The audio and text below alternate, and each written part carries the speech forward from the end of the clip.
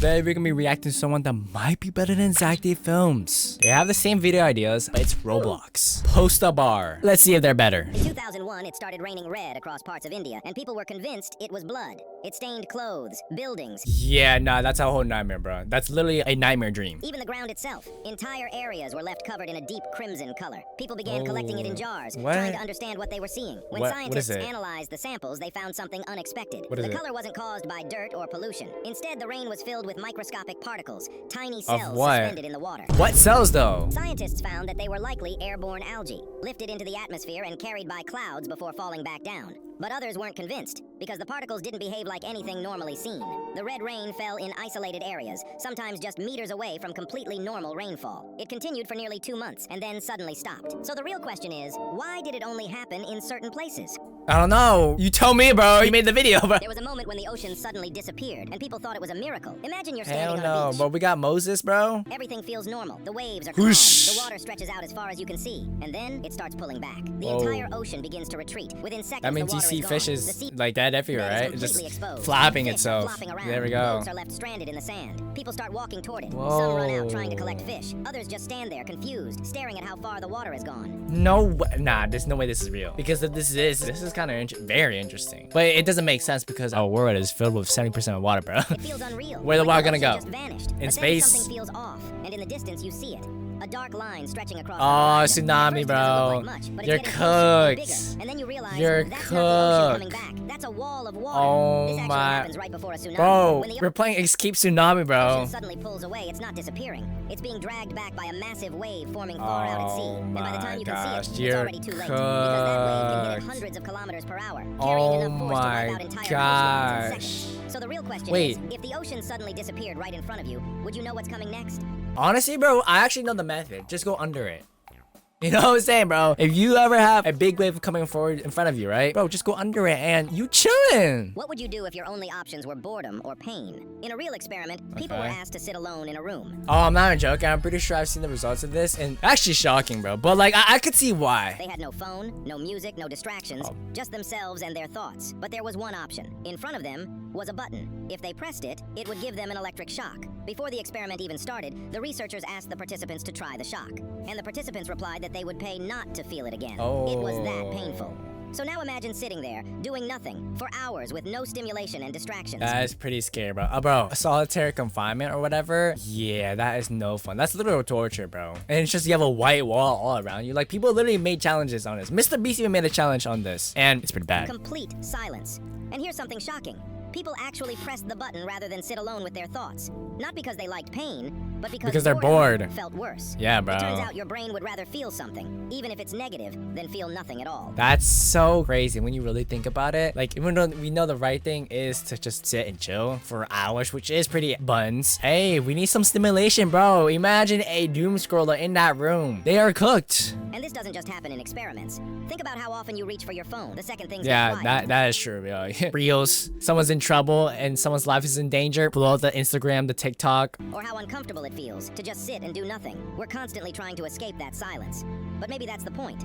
Because if being alone with your thoughts feels unbearable, what does that say about what's going on in your mind? So the real question— Hold on now. Hey, he talking. That is true. That's why it's good to dopamine detox or just be alone with your thoughts is okay. It doesn't have to be a whole hour. Maybe 10 minutes is fine. Or 20 minutes. Could you sit in that room and do absolutely nothing? Nah, I can't, bro. I ain't gonna lie with you. Hours? That's a lot of time, y'all. Hey, 3 videos, and I'm kind of liking this because not only do we have somewhat Zack film video ideas, they make us think. He asks those questions at the end. But that's only 3 videos, so we gotta keep watching. Why aren't we talking about how easily people can be convinced to hurt someone? In 1961, you psychologist Stanley Milgram ran an experiment that would reveal something genuinely disturbing about human behavior. What you mean, bro? Participants were told they were part of a memory test. Their role was simple: ask questions, and if the other person got it wrong, deliver an electric shock. But What? here's where it gets insane. Oh, no. Bro, I think I also seen this experiment. Hey, just wait, y'all. I think it's Each real. mistake increased the voltage. Yeah, bro. The machine in front of them had switches labeled from mild shock all the way up to levels that would deliver a fatal amount of volts, enough to kill crazy. someone instantly. And the person on the other end? Just an actor. Yeah, but just the an act- participants didn't didn't know that, yeah. They thought they were harming the person for real. As the volts ramped up, the actor reacted. First, discomfort, then yelling, then begging for the experiment to end immediately. That's crazy, Some bro. participants began to hesitate to even continue, thinking, yo, this is not okay.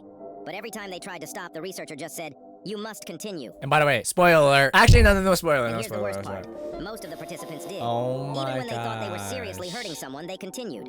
Not because they wanted to, but Because they were the commanded to. yeah, the researcher, bro. That's so wild. Just because there's a authority figure or whatever the word is, someone in a higher power of social status, just telling you to do that. And it proved that under the right conditions, Yeah, ordinary bro. people can do terrible things. Terrible So the real things. question is, would you have stopped? Hell yeah, bro. Yo, I swear, put me in these situations and I'm messing up the data because I am not following the normal, bro. Like, what do you mean you have a button that can kill someone and you're gonna press it? What if I told you people have confessed to crimes they What never the, actually committed, JJK? not by accident, not as a joke, but genuinely believing they were guilty? In one What? experiment, participants were given a simple task, but they were told one thing very clearly.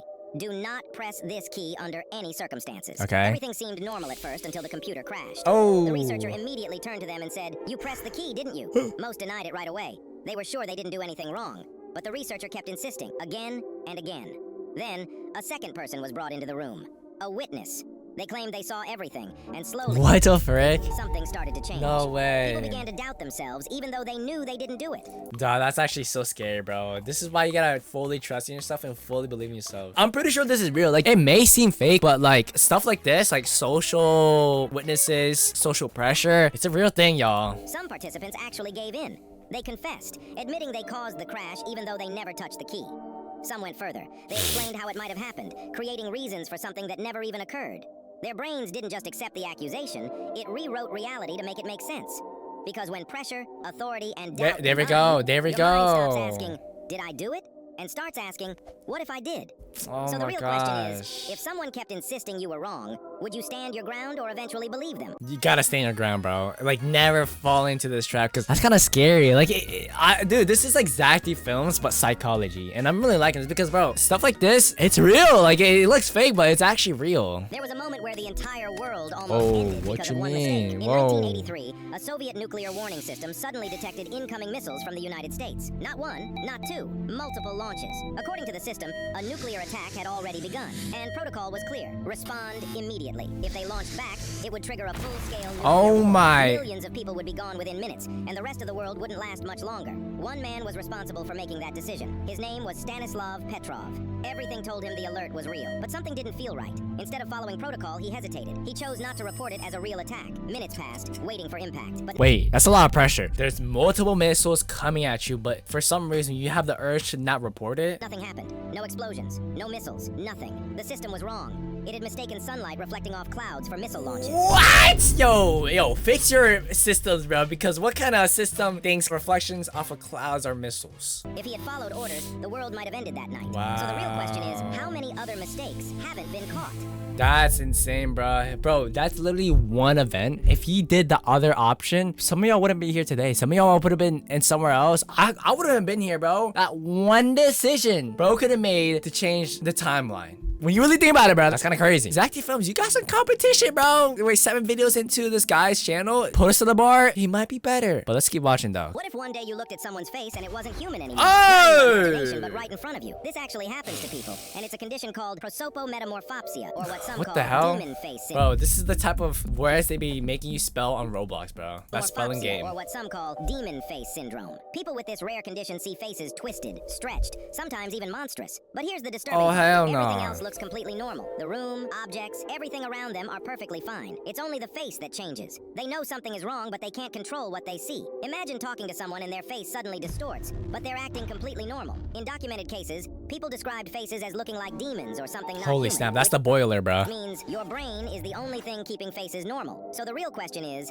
if your brain can change something as familiar as a face, what else could it change without you even realizing that? And would you even know it did? Yo, chill, bro. This guy's making me think too much. What if we thought of things that are normal and then somehow we changed it? Like, bro, yo, chill, post a bar. Like, I don't want to think like this. I don't want to be up all night thinking of these questions, bro. Like, you gotta chill, bro. What if I told you normal people can become cruel in just a few days? In 1971, Whoa, what you mean, a group bro? of ordinary people signed up for an experiment. They were randomly assigned roles. Some became prisoners, others became guards. What? There were no real criminals. Bro, is this the prison lifeguard game in Roblox? Just ordinary people assuming their roles. Literally Roblox At first, game. everything seemed fine. But then, something started to change. The guards became stricter, then more aggressive, Whoa. full-on power tripping. They started humiliating the prisoners, punishing them for small things. Yo. And the prisoners started to genuinely break mentally. They grew quiet and anxious. Some even believed they deserved their treatment. The experiment was supposed to last 2 weeks, but it was shut down 6 days in. Not because of the prisoners, but because of how the guards acted. So how the These weren't guards bad acted. people. They didn't go in wanting to hurt anyone, but their roles changed them. The roles Because changed when you're them. given power and a system that allows it, people don't just assume their roles. They act fully like become it. it. So the real question is, if you were put into this experiment as a guard, would you stay the same, or would you change too? Alright, we can actually test this theory by going into a Roblox game. It's called Prison Life, where you become a guard and there's prisoners as well. Since the idea is to become a guard, will we change for the better, huh? Oh. Uh-oh. Wait, I think I just let like a bunch of people in. Hey! Get down! Get down! Get down! Wait, why is he not? Hey, you! Get down! It might have changed me. What would you do if you saw someone lying on the ground clearly in the need of help? Would you stop or just keep walking?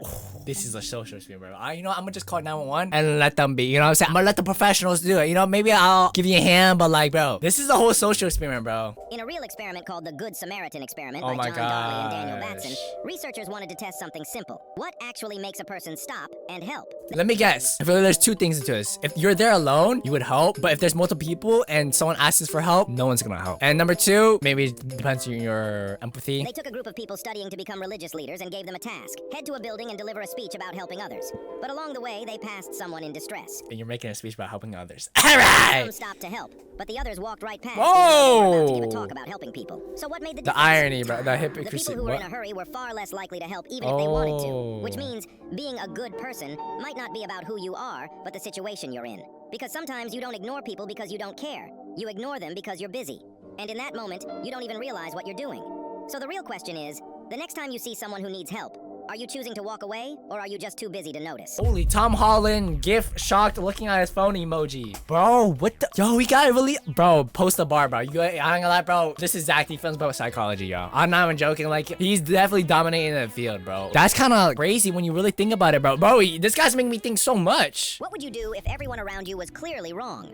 Oh my, dude, these social experiments are crazy. It actually influences you to copy the wrong answers just because, like, I've seen this before with my eyes. It's genuinely, like, Would you eye-opening. try fitting in, or Yeah, there must- no, most people would try fitting in. And you could say you would do that, but bro, when it comes to in that situation and you're there, people do otherwise, man. mistakes? In the 1950s, a psychologist named Solomon Asch ran a simple experiment. Participants were shown a set of lines and asked one easy question. Which line matches this one?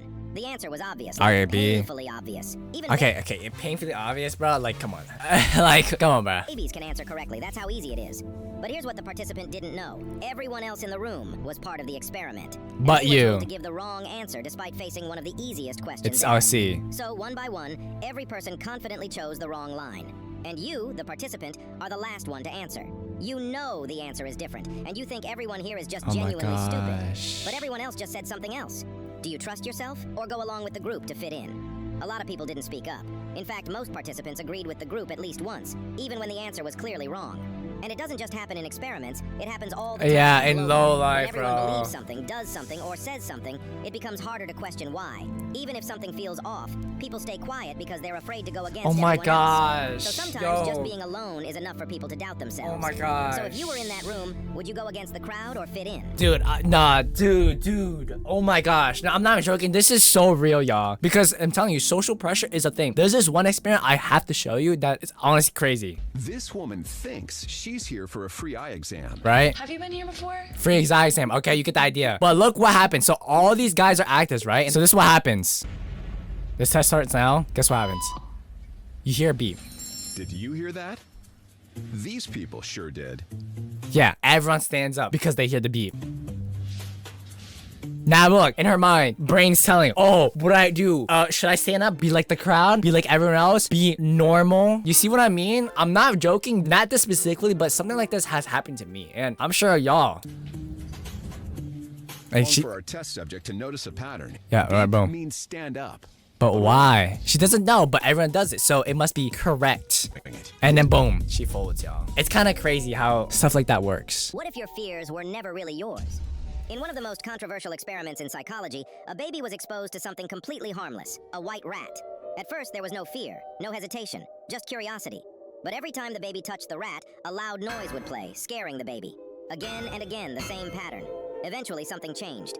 The baby started crying without the noise. Just seeing the rat was enough. Fear had been created. But here's where it gets crazy. The fear didn't stop there. The fear spread to other animals, even to similar objects. Anything that resembled the rat in some way scared the baby. What? The baby wasn't born afraid. The fear was learned. It was created by repeated experience. And that raises an unsettling question. How many fears were taught to you? Not chosen, not natural, but built over time without you even realizing that. So the real question is, if something scares you, is it really a natural fear or just something you were trained to feel? Damn, bro. Yo, this guy, oh my god, bro. Yeah, we can officially say that, like, this guy is insane. Like, genuinely insane. Like, I've said it many times before, but I gotta say again, this guy is really making us think. And I think that's enough to know that Poster Bar is better than Zack Films in the psychological way. If you guys want to see more content like this, click this video here. This was pretty cool, genuinely. Go sub to him.